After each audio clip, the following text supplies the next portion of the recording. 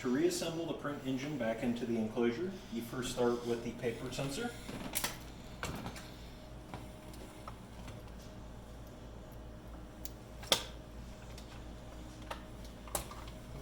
Then it gets a little tricky. You got to move it over,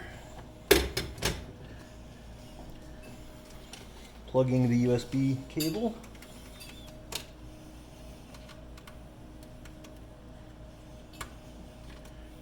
And then the power wire.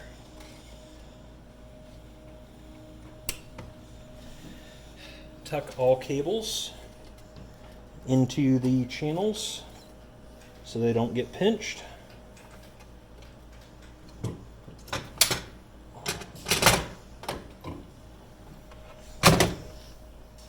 Once you get it down, it needs to slide as far forward as you can.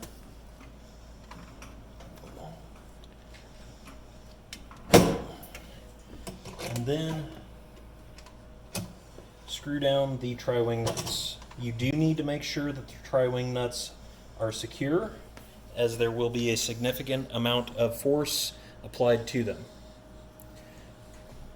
Put all covers back on and load paper